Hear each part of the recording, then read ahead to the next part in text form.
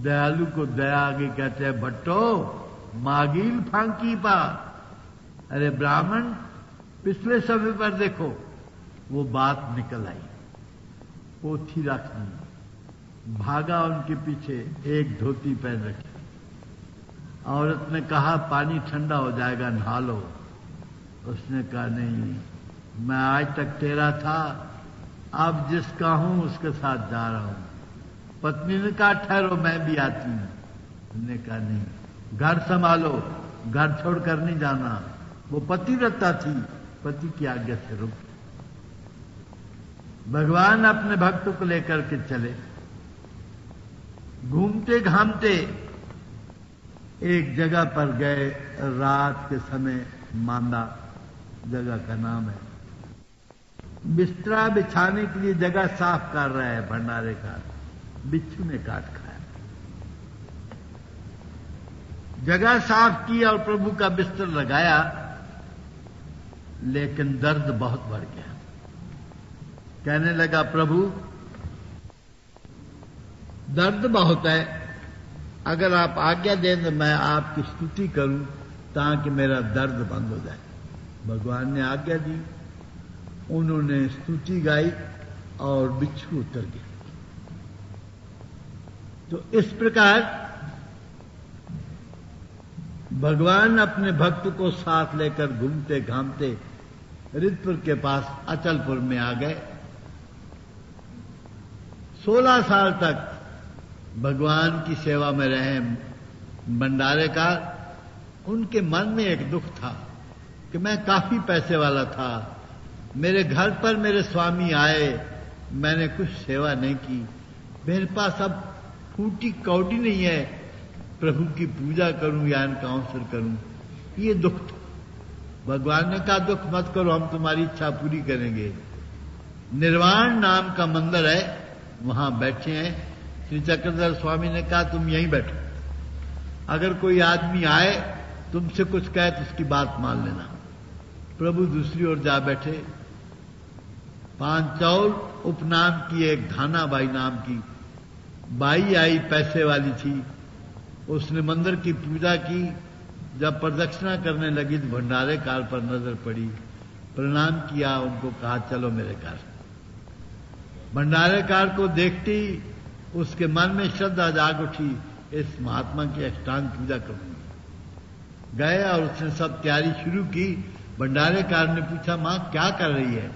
बोल मैं आपकी पूजा करूंगी। कहता ना ना, इस पूजा के योग्य मेरे गुरुदेव हैं, मैं पापी इसके योग्य नहीं, तुम अगर कहो तो मैं उनको बुला लाऊं। माई ने पूछा कहां वही निर्वाण मंदिर? ठहरो, बोले पालकी भेजूंगी, तुम्हारे गुरु हैं। उन्होंने कहा नहीं मैं जाऊंगा। भागा भागा गया, श्री चरणों में साष्टांग प्रणिपात किया, कहा प्रभु आज सुअवसर मिला है मुझे, आप मेरे साथ चले, मैं आपकी पूजा करूंगा। भगवान की तो लीला थी, चले गए। जब वो माई ने भगवान के दर्शन किए, पहले से भी अच्छे सुंदर वस्त्र और आभूषण वो लाई, पूजा करने लगी।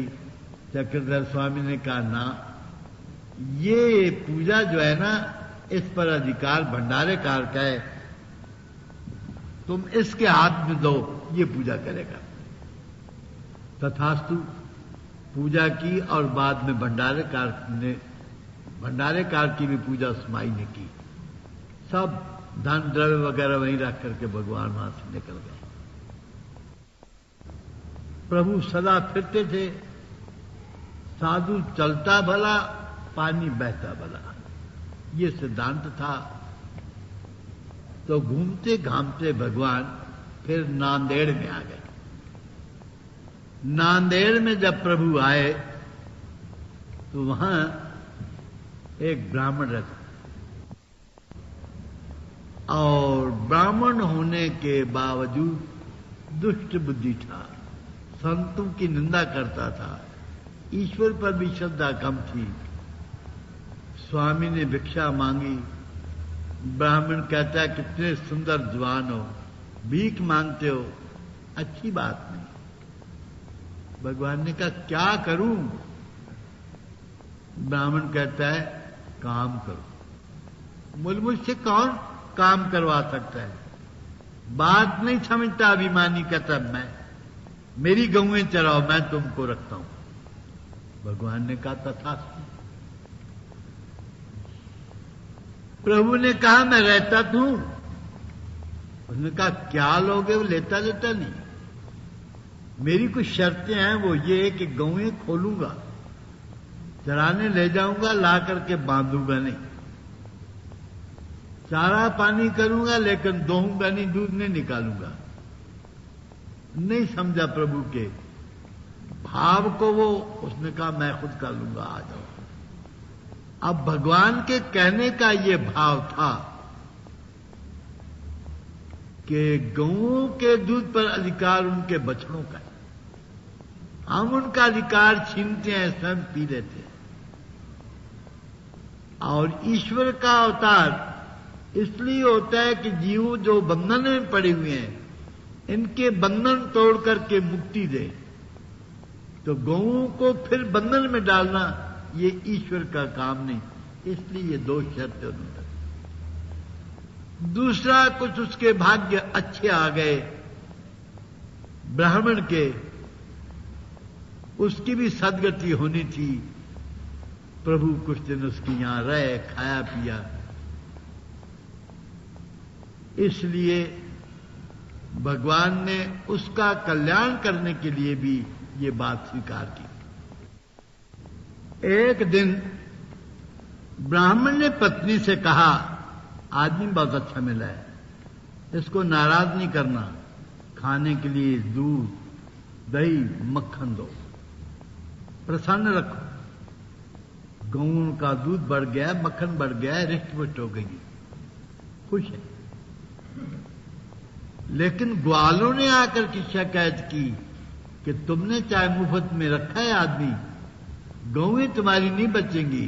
ये तो न पानी पिलाता है, न चारा खिलाता है, एक चट्टान पर जाके बैठा देता है। शंका में पड़ गए पंडित जी। ये कह रहे हैं और मेरी गऊ का दूध बढ़ गया, मक्खन बढ़ गया, सेहत उनकी, शरीर अच्छे हैं। दूसरे दिन चुपके से जब ये चक्रधर स्वामी गौएं ले जा रहे हैं, उनके पीछे पीछे चलता है। गोदावरी के तट पर बड़ी भारी चट्टान है, वो अब भी है। वहां भगवान बैठे, गौएं चारों ओर बैठ जाती हैं, गर्दन ऊपर उठा करके मूर्ति का अवलोकन करती हैं, देखती हैं, कुछ खाती पीती नहीं। सब कुछ उसमें आ गया है। ब्राह्मण ने देखा, पढ़ा लिखा था ही, उसको भागवत की कथा याद आई कि ऐसी कृष्ण महाराज की जब मूर्ति को गौएं देखती थी, साक्षात कृष्ण है ये। आगे बढ़ा, क्षमा मांगू, मैंने इनको कड़वे शब्द कहे, लेकिन नहीं, भाग्य ने साथ नहीं दिया। कहते नहीं, रात को घर आएंगे ना और उस वक्त क्षमा मांगेंगे, यहां हो सकता है चले जाएं। घर लौट गया, पत्नी से कहा, हमारा जो नौकर हम समझते हैं वो तो साक्षात कृष्ण भगवान जी हैं। उसने कहा है, तुमने क्षमा नहीं मांगी, लाया नहीं भगवान को साथ। अरे बोले भाग्यशाली, रात को वो आएंगे, एक चरण तुमने लेना, एक श्री चरण मैं लूंगा, सेवा करेंगे, रोएंगे, भूल बख्शाएंगे और कहेंगे प्रभु सदा सदा के लिए हमारे साथ रहो। आदमी जो सोचता है वो होता नहीं होता, वो अजीश्वर कहता है। गौआं आइयां शाम ना आए। चक्रधर स्वामी की ये प्रतिज्ञा थी, मैं गऊ को बांधेगा नहीं, इसलिए वो नहीं आए, गऊ को भेज दिया। बहुत घूमा, बहुत रोया ब्राह्मण, लेकिन श्री चक्रधर स्वामी न मिले। इन लीलाओं से श्री चक्रधर स्वामी ने हम जीवों का उद्धार किया है। श्री चक्रधर स्वामी एक बार फिर फिरते फिरते नांदेड़ में आ गए। तब तक भंडारे कार सिद्धि संपन्न हो गया था। भगवान के सहवास में रहकर उनकी भक्ति और सेवा से इसमें कुछ सामर्थ्य आ गया था। भगवान बैठे हैं, भगवान को प्रणाम करके भंडारेकार भिक्षा मांगने जाता है। गांव में गया, देखा नया मकान बना हुआ है और उसकी छत गिरा रही है देवता। देवता दिखाई नहीं देती, लेकिन ये ईश्वर भक्त सिद्धि संपन्नता इसको दिखी और चिल्ला उठा। जो अंदर बैठे उनको कहा जल्दी बाहर निकलो, छत गिर रही है। लोग बाहर आए, बच गए और छत गिरी। बात फैल गई गांव में, इनका बड़ा सत्कार हुआ। वापस गए, प्रभु ने पूछा देर क्यों लगाई जी? बोले महाराज जी ऐसा ऐसा हुआ, लोगों ने बड़ा मेरा सत्कार किया।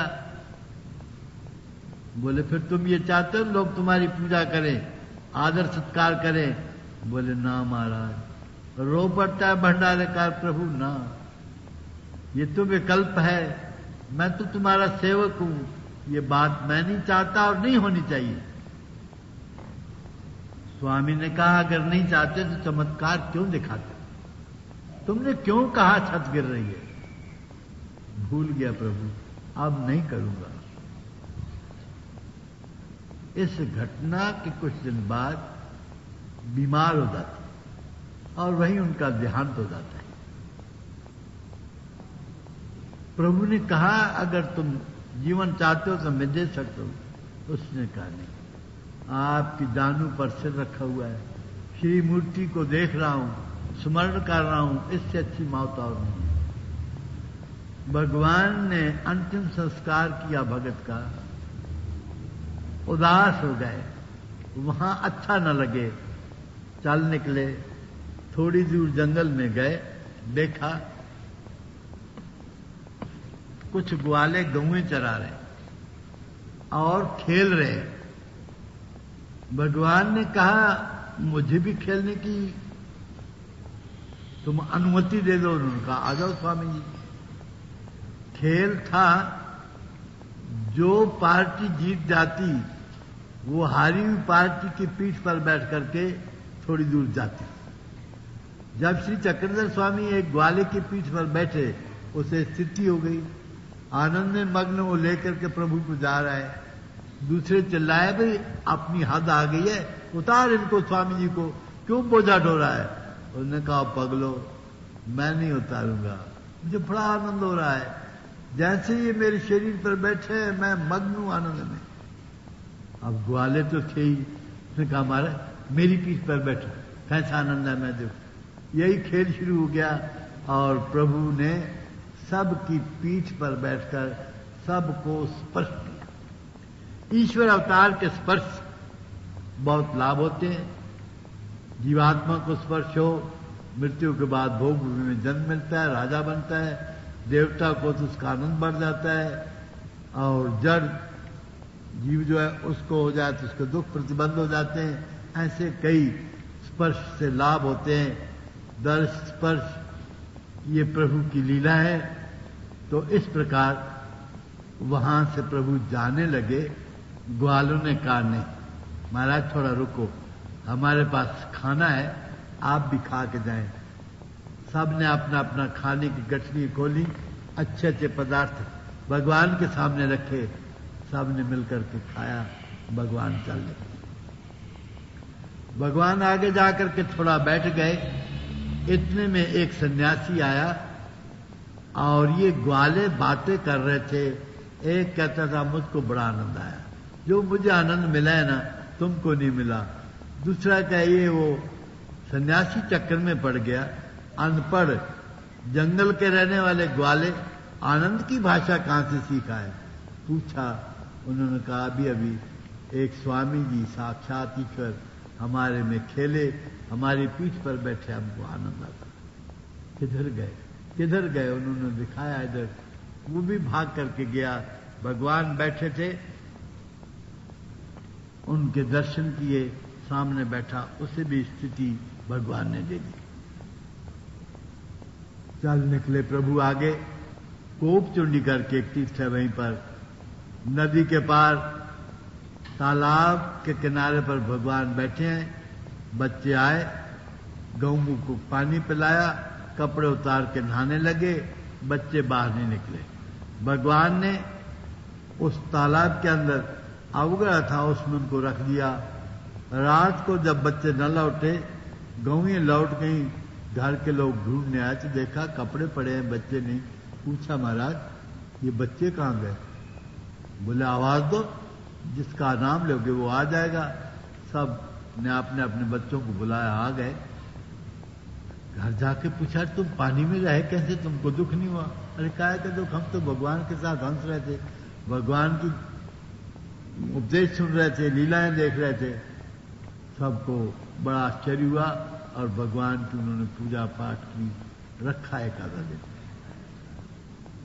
तो इस प्रकार भगवान वहां से आगे के लिए चल पड़ते हैं। जब आगे के लिए निकले तो एक छोटे से गांव में रात आ गई। रात को सोना था, कुछ ठंडक थी। भगवान ने सोचा कि कहां सोया जाए। वहां शहर वाले कूड़ा करकट डाले थे, उसका ढेर था, उसी में थोड़ी सी जगह बनाकर के श्री चक्रधर स्वामी सो जाते। और प्रातःकाल गांव वालों ने गरम छाई वगैरह डाला, उनको सर्दी और कम हो गई और सो गए। और फिर उठे तो सब माइएं कूड़ा करकट लेकर के वहां डालने आई। उन्होंने देखा, भगवान ने अपने कपड़े साफ किया और चल निकले। गांव में बात फैल गई कि वो जो कूड़ा है ना, उससे बच्चा पैदा हुआ, आदमी पैदा हुआ है। ब्राह्मण बुलाए, पंडित बुलाए, उनका बड़ा भारी अनिष्ट होने वाला है, बड़ा भारी तुम पर विघ्न आने वाला है। फिर क्या करें? यज्ञ करो, सबको भोजन खिलाओ। भगवान भी पास में ही थे। लोग जब रोटी खा के गए, एक ने पूछा साधु ने कि महाराज तुमने रोटी खाई? बोले कहां? बोले वहां पर वो जो कूड़ा है ना, उससे आदमी पैदा हुआ है, तो वहां पर बड़ा यज्ञ लग रहा है, जाओ खाओ। महाराज आए, महाराज ने भी वहां बैठ करके भोजन किया। ये प्रभु की लीला है। इस लीला से गांव वालों को वो अन्नदान की महिमा जैसे उन्होंने बतलाई है, ईश्वर अगर स्वीकार करे तो प्रेम निकलता है। ऐसी प्रत्येक लीला जिसमें प्रभु का कुछ हेतु होता था। गोपाल चावड़ी में उनको बच्चों को सुख दिया, उधर उनको अवगड़े में सुख दिया, और यहां इस प्रकार प्रभु अपने जीवों के उद्धार के लिए कुछ न कुछ करते। वहां से चले, चलते चलते रास्ते में एक बाजार लगा हुआ था। उससे जरा दूर एक वृक्ष की छाया में भगवान बैठ गए, वहां प्याऊ था।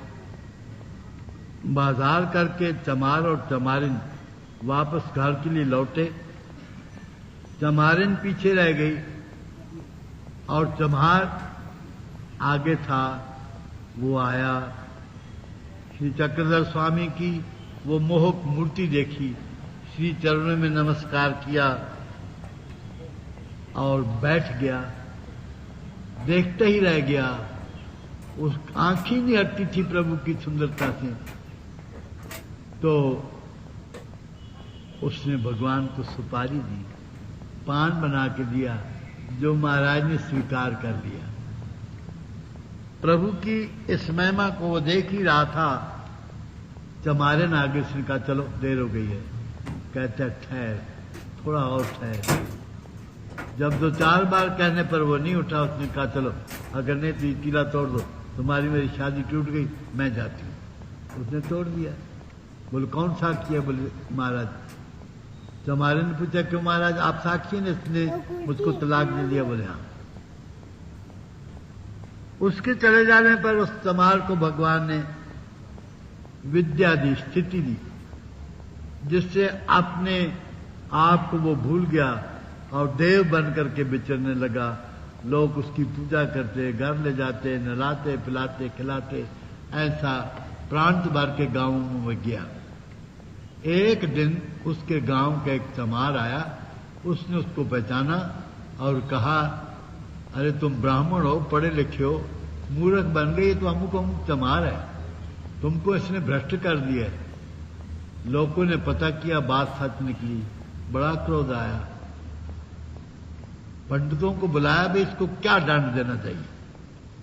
पोथी निकाली गई कि चूना कली का लो, उसमें इसको बैठाओ, ऊपर पानी छोड़ो ताकि ये तड़प करके मरे। सब लोग इकट्ठे हो गए तमाशा देखने को। गांव से एक आदमी आ रहा था, वो पास में गया, भाई क्यों इकट्ठे हो गए हैं, देखे तो सही।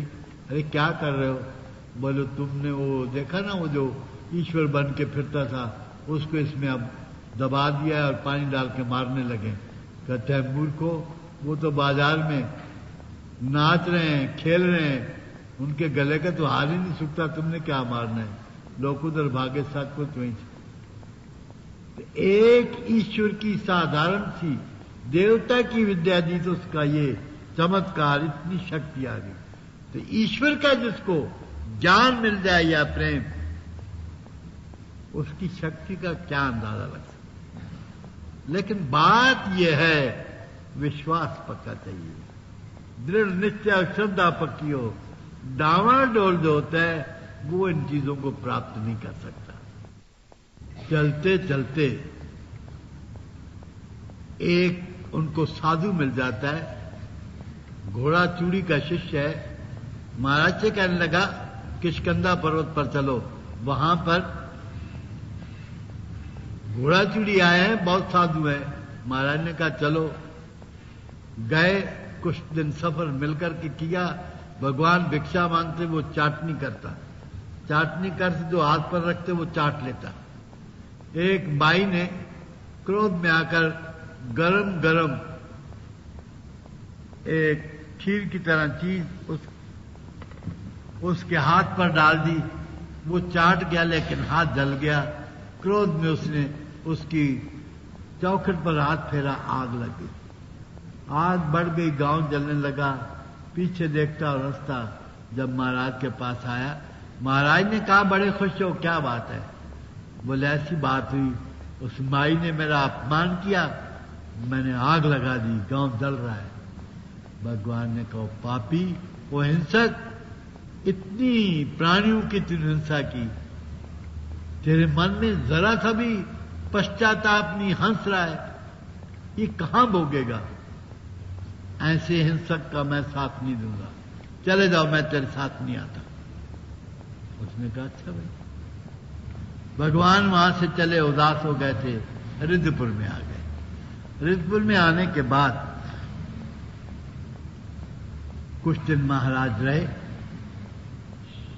चक्रधर स्वामी दाभेली में थे, रिद्धपुर में गोविंद प्रभु महाराज, दोनों बीच में एक स्थान है, पीवल तड़ोली और क्षेत्र खाद, वहां पर मिलते, लीलाएं होती। और बाद में श्री चक्रधर महाराज गोविंद प्रभु को विदा करने के लिए उठते। पीवल तड़ोली पर दोनों बैठ करके हित बातें करते थे। क्षेत्र खाद पर जब वो जाए, वो जिसका खेत था मातांग, खेत में जो चीजें बनती थी वो वहां रखता था, ऊपर से पत्थर ढांक देता था। गोविंद प्रभु ने वहां जाना और ठिठक जाना, मेली काय होए, क्या है?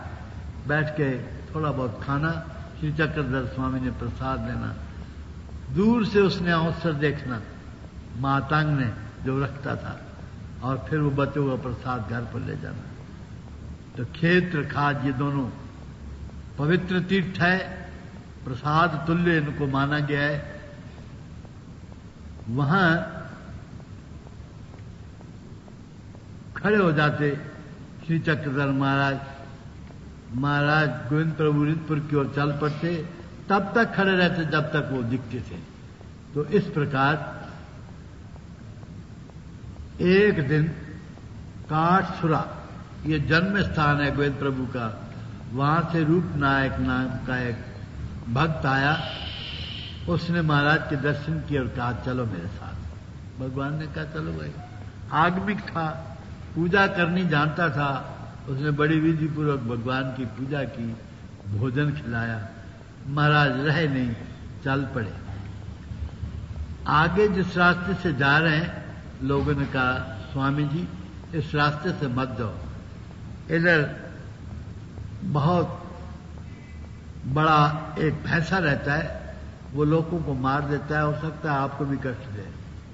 महाराज अनसुनी करके गए। वो तो गए सीढ़ी से, जब वो सामने आया महाराज ने कृपा दृष्टि से देखा, उसका वो क्रोध चला गया और मिट्टी सूंघता हुआ जंगल की ओर चला गया। तो इस प्रकार जंगल के प्राणियों को, पशुओं को, पक्षियों को, सबको प्रभु कुछ न कुछ दे करके उनकी भलाई करते थे। वहां से आगे जाकर के एक वृक्ष के नीचे महाराज बैठे। बैठने के बाद अभी कुछ सुस्ताने लगे थे, देखा कि चारों ओर से लोग भागे भागे जा रहे हैं। महाराज कहते हैं मैं भी भाग निकला, जाके देखा कि एक ग्वाला है, वो लोगों के खेतों में अपने पशु चरा रहा है। लोग रोकते हैं, वो रुकता नहीं, लड़ने को तैयार है।